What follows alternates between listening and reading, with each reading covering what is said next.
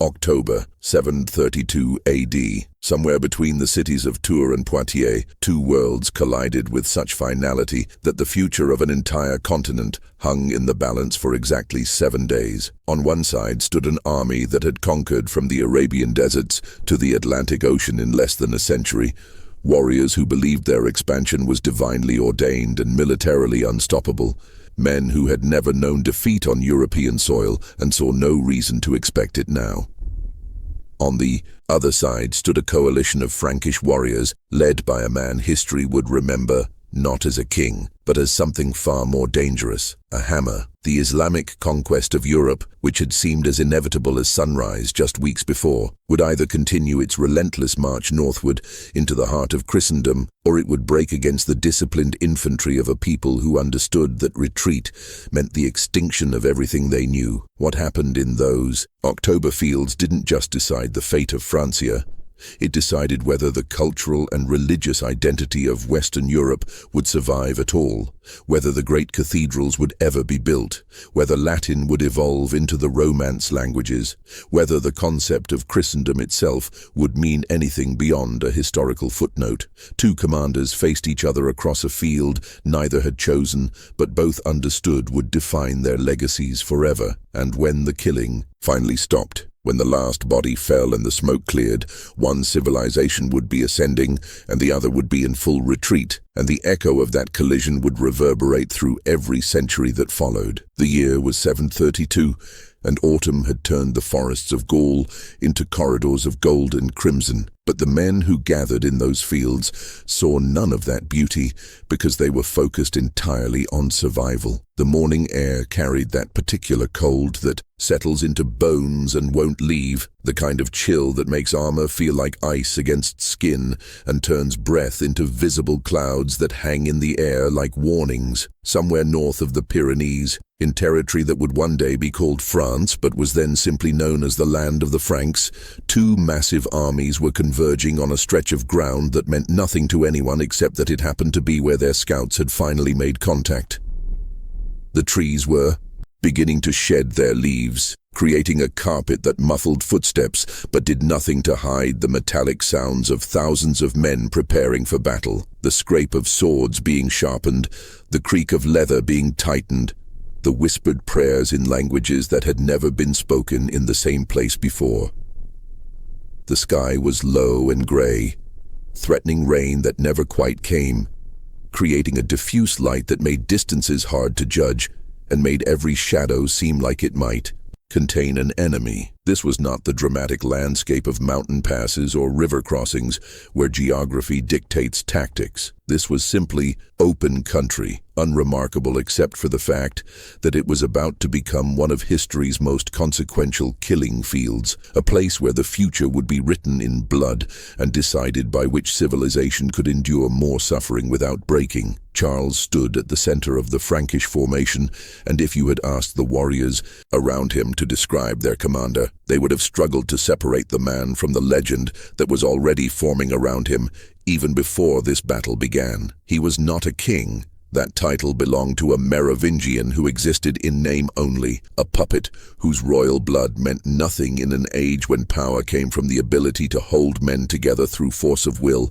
and tactical brilliance. Charles was mayor of the palace, a title that sounds administrative but was in reality the position of supreme military commander, the man who controlled the only thing that mattered in 8th century Europe, the loyalty of warriors who could win battles. They called him Martel, though that name would only truly stick after what was about to happen. Martel, the hammer. Not because he was brutal, though he could be when necessary, but because he understood something fundamental about warfare that most commanders of his era did not. That disciplined infantry, properly positioned and psychologically prepared to stand their ground, could break cavalry charges that looked unstoppable. He had spent years consolidating Frankish power, putting down rebellions, defeating rival warlords, creating from the chaos of post-Roman Europe something that resembled coherent military organization. He was in his 40s, old by the standards of the time, a veteran of dozens of battles, and he had that quality that all great commanders share, the ability to look at a battlefield and see not what is, but what will be 3 hours from now when exhaustion and fear have done their work. The Muslim commanders who had been raiding Francia for months had heard stories about Charles Martel, rumors about his tactical innovations and his refusal to retreat even when outnumbered, and some of them had dismissed these stories as the usual exaggerations that surround any successful warlord. They would not make that mistake again. Framed Abdul Rahman and Islamic forces as inevitable historical tide. Agora preciso apresentar Abdul Rahman e o exército islâmico como uma força coletiva inevitável. Preciso criar a sensação de que Charles não está enfrentando apenas um exército, mas uma onda histórica. Across the field, the Islamic army represented something far more terrifying than mere military superiority. It represented historical momentum, the sense that Allah himself had chosen this moment in time for Muslim expansion to sweep across the known world like a storm that no mortal force could resist.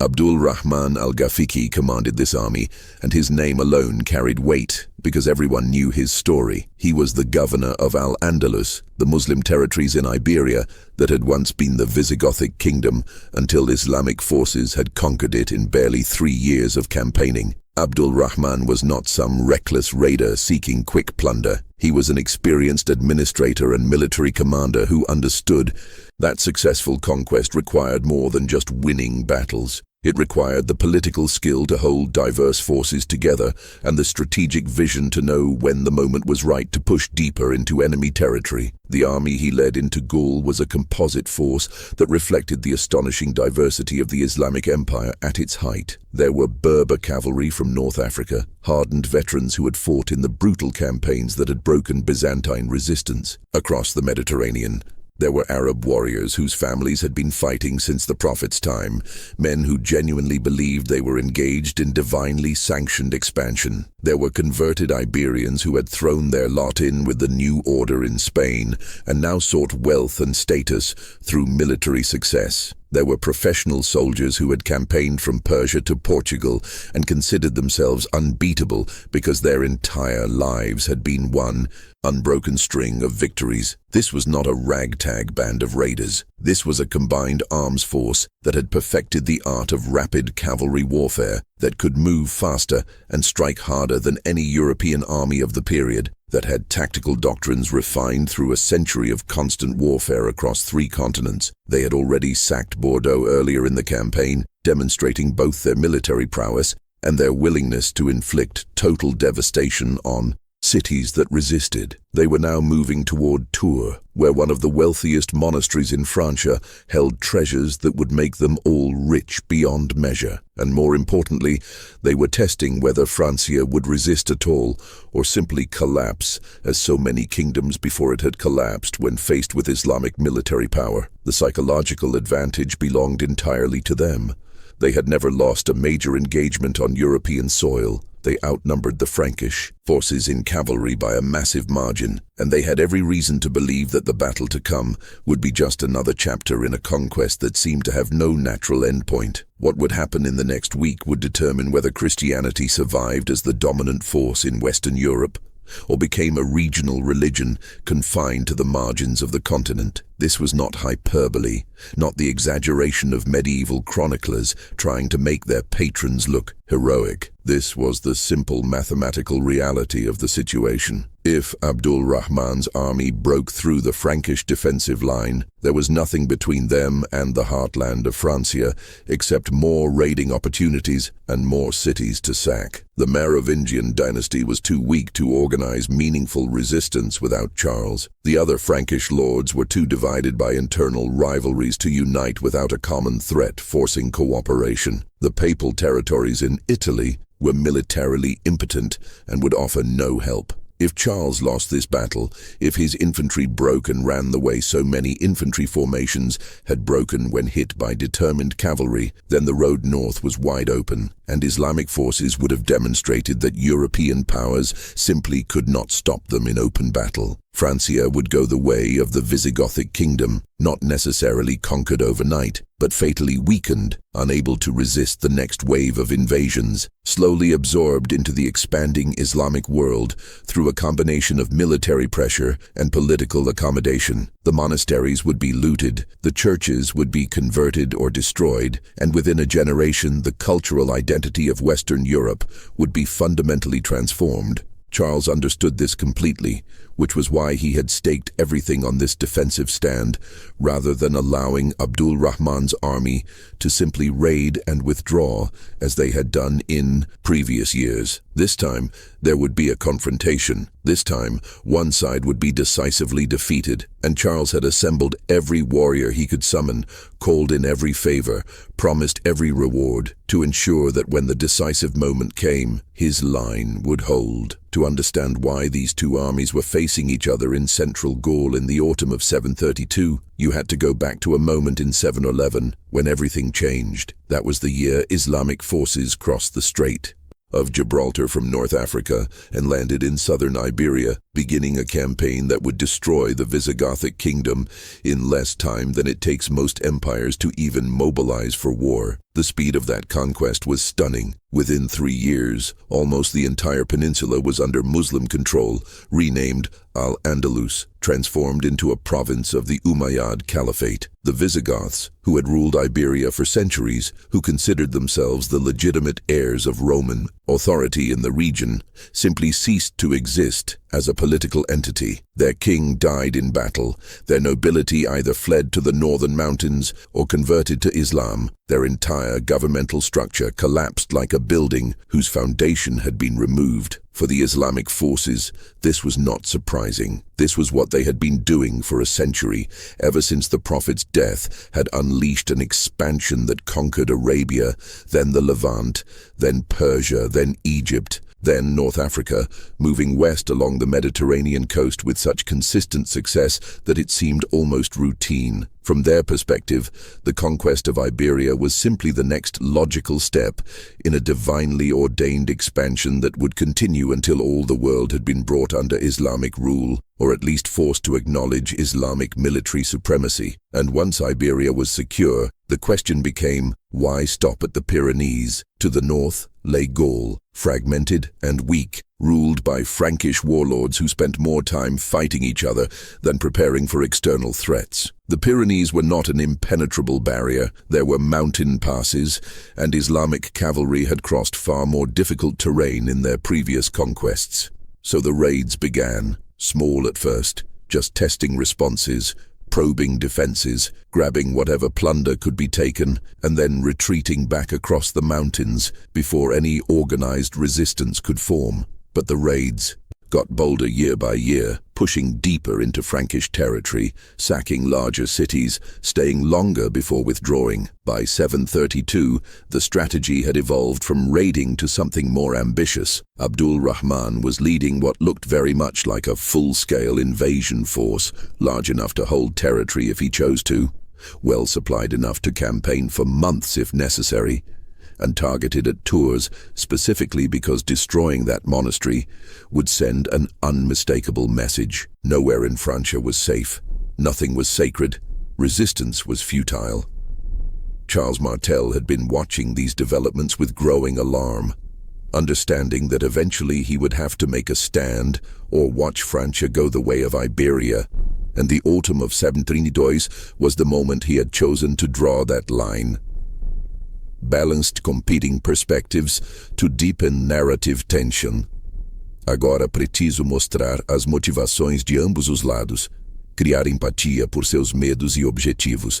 Isso aumenta a tensão porque não há vilões rasos. From Abdul Rahman's perspective, this campaign was about far more than plunder or personal glory. It was about completing a mission that had been in motion since the Prophet's time, about proving that Islamic military doctrine and religious conviction could overcome any obstacle, about demonstrating to the world that the Umayyad Caliphate was the dominant superpower of the age and that resistance was both futile and temporary.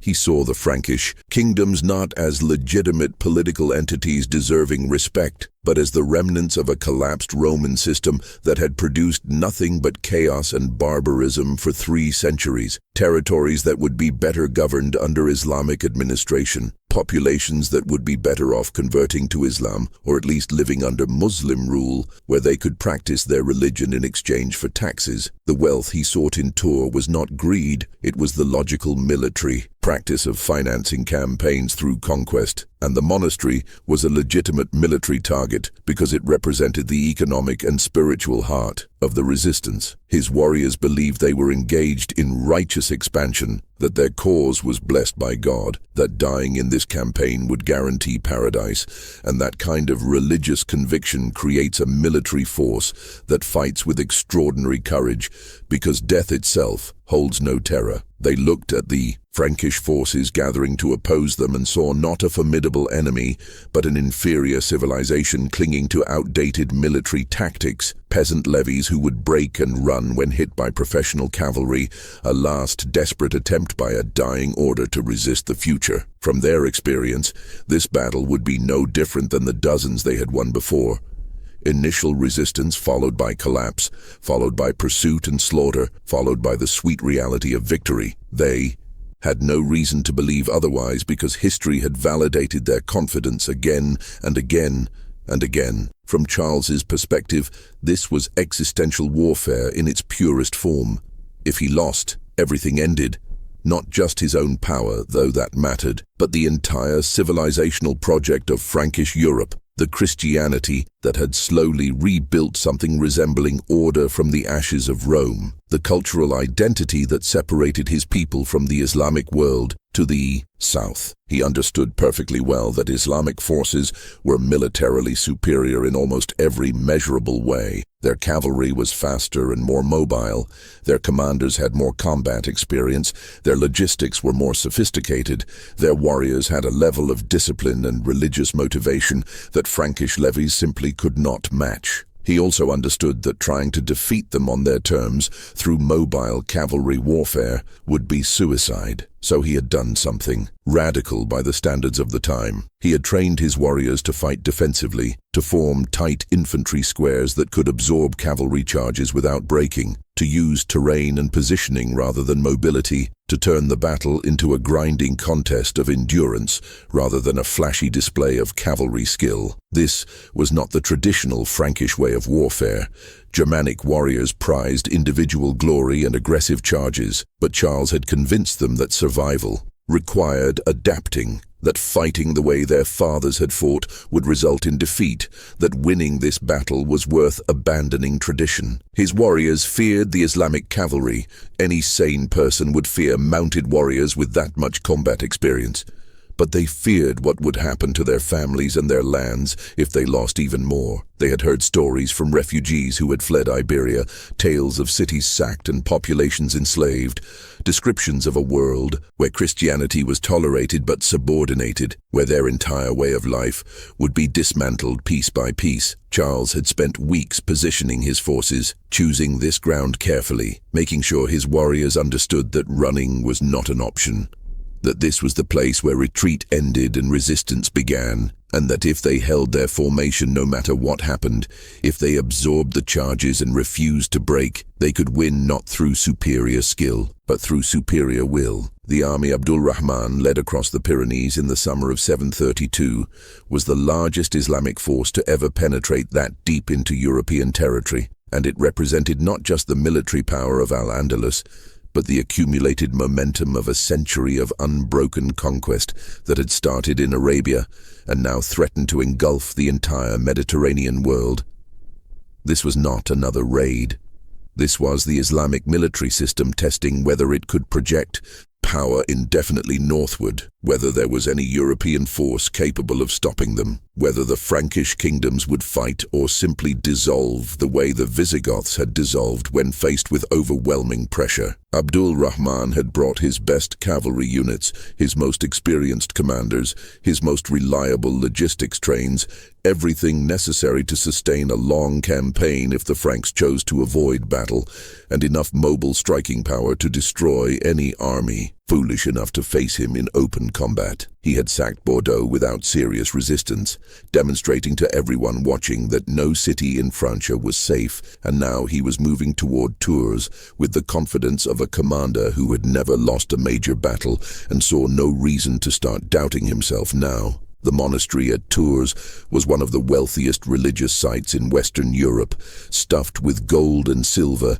accumulated over centuries, and taking it would both finance future campaigns and deliver a devastating psychological blow to Frankish morale. Charles understood that if he allowed Tours to fall, if he let Abdul Rahman complete this campaign successfully, then the raids would never stop. They would only get larger and more ambitious each year, until Francia collapsed from accumulated trauma the way Iberia had collapsed. So he had called up every available warrior, stripped garrisons from across his territories, assembled the largest defensive army in Frankish history, and marched south to intercept the Islamic advance before it could reach Tours. The two armies had been maneuvering around each other for days, testing each other's positions, each commander trying to force the other to fight on disadvantageous ground. And finally, they had converged on this unremarkable stretch of open country where neither side could avoid battle any longer, where all the maneuvering and posturing would end, and the only thing that would matter was which army could endure more punishment without breaking. Orchestrated emotional humanization before depicting historical violence. Agora, o calm before the storm. Humanizar os guerreros. Criar contraste emocional. Antes de violencia. The night before the main battle, when both armies were camped within sight of each other's fires, the warriors on both sides engaged in the small rituals that soldiers have practiced since warfare began, checking equipment one more time even, though it had already been checked a dozen times, talking quietly with comrades about nothing important, because the important things were too terrible to voice, writing letters that might never be delivered, making prayers in languages that both sides believed were the only ones God truly listened to. In the Frankish camp, men who had been farmers and craftsmen just weeks ago tried to remember the defensive drills Charles had made them practice endlessly, tried to convince themselves that standing still in the face of a cavalry charge was possible, tried not to think about what cavalry lances did to human bodies. They had been told that their formation was revolutionary, that disciplined infantry could stop mounted warriors through sheer determination, but none of them had ever tested that theory in actual combat against cavalry as experienced as what they would face tomorrow. Some of them sharpened weapons that were already sharp, just to have something to do with their hands. Some of them checked and rechecked their position in the formation, making sure they understood who was supposed to be on their left and right, making sure they knew where the standards would be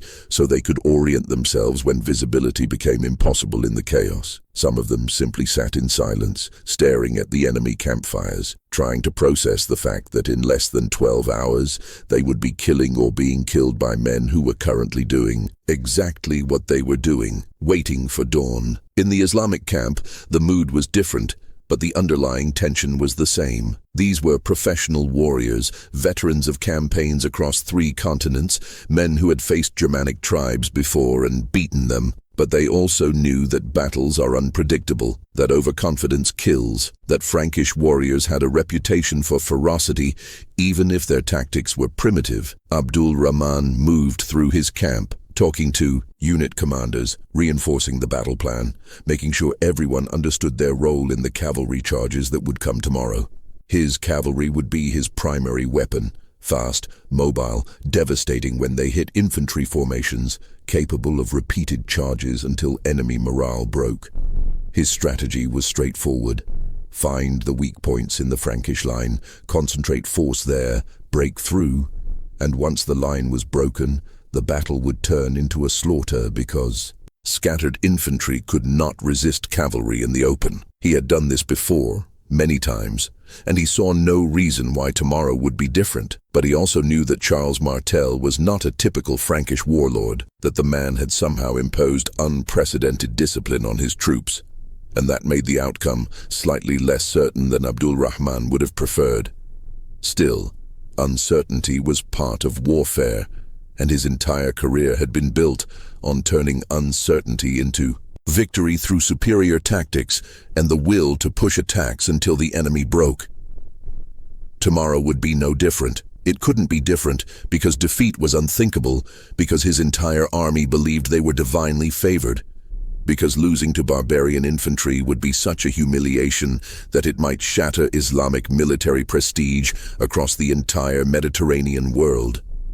So there could be no defeat. There would be no defeat. Dawn would come. The cavalry would charge. The Frankish line would break, and by sunset, the road to Tours would be open, and the question of whether Islam could expand indefinitely northward would be answered definitively. The battle did not begin with a single dramatic charge, but with days of skirmishing and maneuvering, both sides probing each other's positions, neither commander willing to commit to a full assault until he was certain of the ground and the enemy disposition, and this preliminary phase created a psychological pressure that built day by day until the warriors on both sides were almost desperate for the waiting to end and the actual fighting to begin. Charles had positioned his forces on higher ground, forming his infantry into a massive defensive square that had no flanks to turn, no easy penetration points, nothing but layered ranks of warriors standing shoulder to shoulder with shields locked and spears pointed outward like the quills of some enormous hostile creature.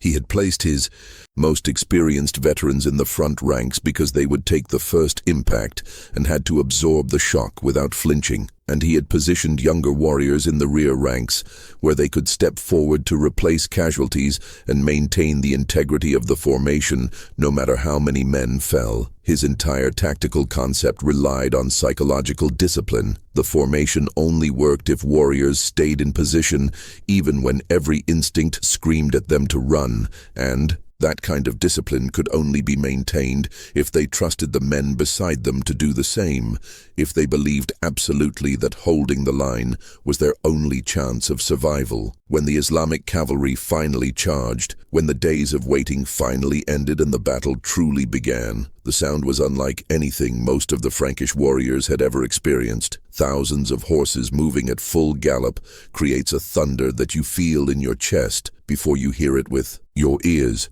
a vibration that travels through the ground and into your legs. And when you add to that the war cries of the riders and the metallic sound of equipment jangling and the general overwhelming sensory assault of heavy cavalry at full speed, the effect on infantry who have never faced it before is almost paralyzing. The first charge hit the Frankish formation like a physical wave, lances and swords striking shields with impacts that shattered wood and drove men backward, horses slamming into the front ranks with enough force to knock warriors off their feet, the whole line bending inward under the pressure as if it were about to collapse entirely. Men died instantly in that first impact, crushed or impaled or simply overwhelmed by the violence of the collision, and their screams mixed with the screams of wounded horses and the shouted orders of commanders trying to maintain coherence in conditions that were fundamentally incoherent. The Islamic cavalry expected the line to break. Every infantry formation they had ever faced had broken under that kind of pressure, but the Frankish line did not break. It bent. Men died. The front ranks were pushed backward, but the formation held together because the warriors in the second and third ranks stepped forward immediately to fill gaps, because Charles had drilled into them that individual survival depended on collective discipline, and because they understood at some primal level that if they ran they would be cut down from behind, but if they stood together they at least had a chance. The cavalry charge stalled, became a brutal melee pressed up against the Frankish shields, devolved into the kind of close-quarters butchery where skill mattered less than stamina and willingness to keep fighting, even when exhausted and terrified and covered in other men's blood. After the initial cavalry charges failed to break the Frankish formation, The battle entered a new phase that was, somehow, more psychologically devastating than the dramatic violence of the first assaults.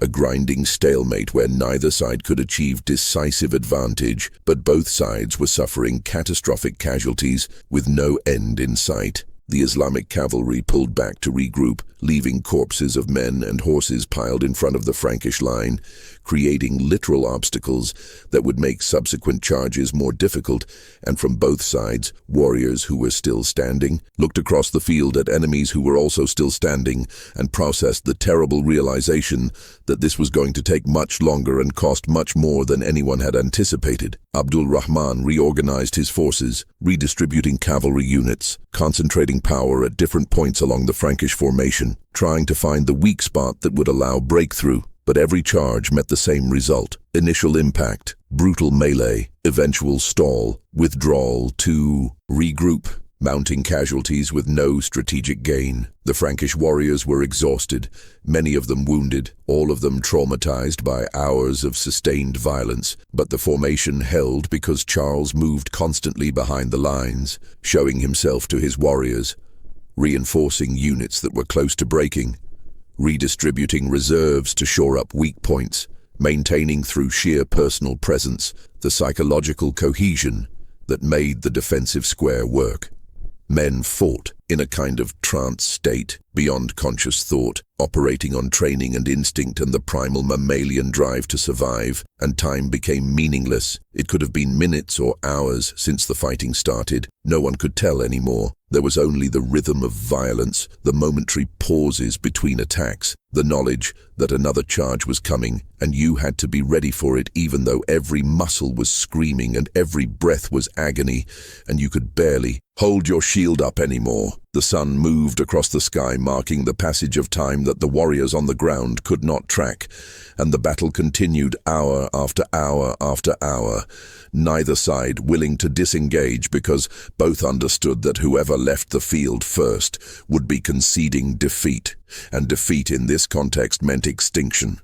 For Abdul Rahman, it meant the failure of the entire campaign and possibly the end of Islamic expansion into Europe. For Charles, it meant the collapse of Frankish resistance and the likely conquest of all Francia within the next generation. So they kept fighting, kept charging and defending and dying, creating a killing field that would haunt the memories of survivors for the rest of their lives. As the day wore on and the cumulative casualties mounted, small tactical developments began to shift the balance, even though no decisive breakthrough had occurred for either side. Individual Frankish warriors who had survived multiple cavalry charges began to understand at an intuitive level how to read the attacks, how to angle shields to deflect lance strikes rather than absorb them directly, how to time spear thrusts to catch horses in vulnerable spots, how to work in pairs to bring down mounted warriors who were otherwise nearly impossible to kill in single combat.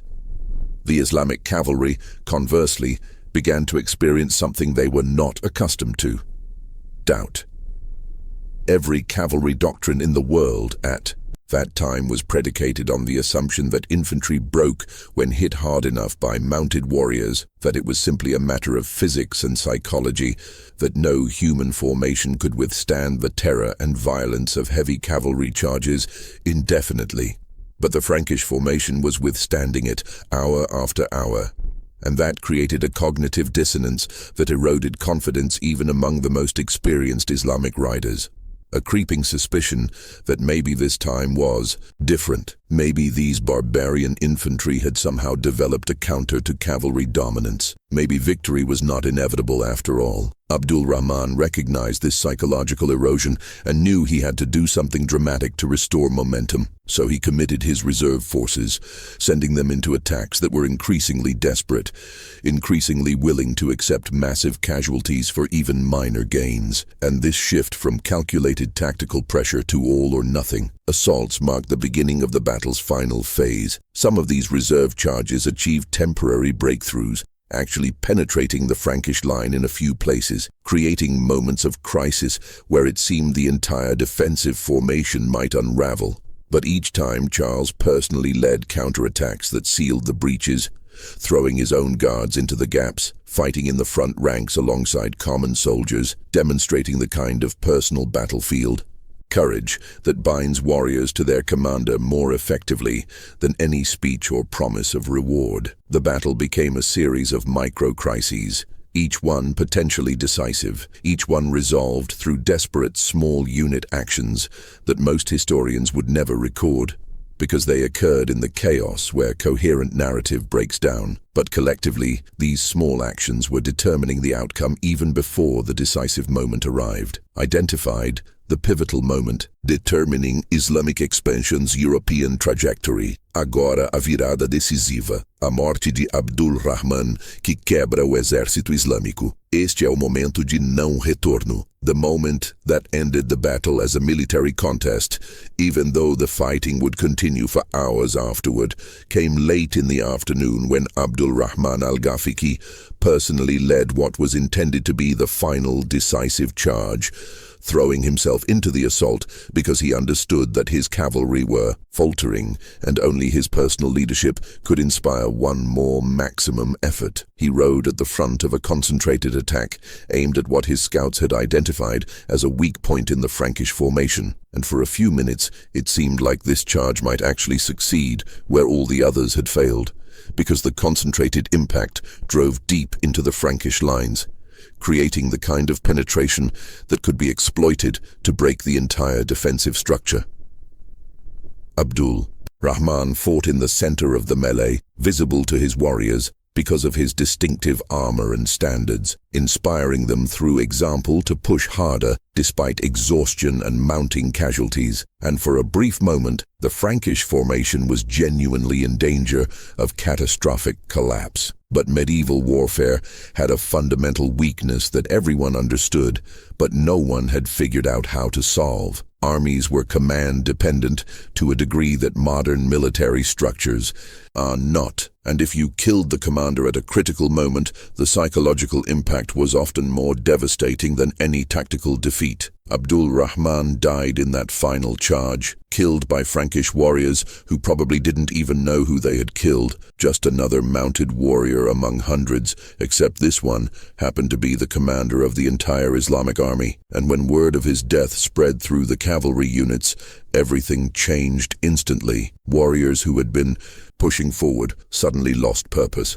The coordinated attacks dissolved into individual actions. The psychological certainty that had sustained them through hours of brutal combat evaporated in seconds, and what had been a confident professional army became a collection of confused units trying to understand what had happened and what they were supposed to do now. The Frankish warriors, who moments earlier had been on the verge of breaking, felt the pressure release, sensed that something fundamental had changed in the enemy's behavior, and found renewed energy from the possibility that they might actually survive this. Charles immediately understood what had happened even before he had confirmation of Abdul Rahman's death, because he could read the battlefield, could see the sudden lack of coordination in the Islamic attacks, and he knew this was the moment to shift from pure defense to aggressive counterattack.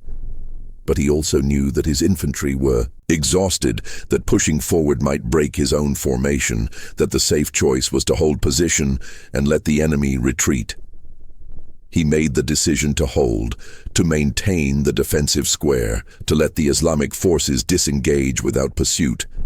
And that decision showed either remarkable restraint or missed opportunity, depending on which historian you ask. But it guaranteed that the Frankish forces would remain intact and ready to fight again if the battle resumed the next day. The Islamic army did not collapse all at once, but rather dissolved gradually throughout the night as different units independently reached the same conclusion.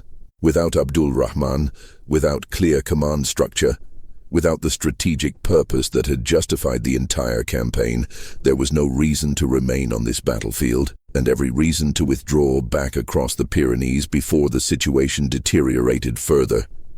This was not a panicked rout. These were professional soldiers who retreated in good order, maintaining unit cohesion, protecting their wounded, but retreating nonetheless, abandoning the field to the Franks without formal surrender or negotiation or any of the rituals that usually accompanied medieval military defeat. By dawn the next morning, when Frankish scouts reported that the enemy camp was empty and the entire Islamic army was withdrawing southward, Charles faced a critical decision about whether to pursue. His warriors were exhausted, his casualties had been severe, his supply lines were stretched, and pursuing a retreating enemy through unfamiliar territory was how you turned tactical victory into strategic disaster if the enemy chose to make a stand. But he also knew that not pursuing meant letting a still dangerous army retreat intact, meant allowing them to potentially regroup and return, meant giving up the chance to inflict the kind of total annihilation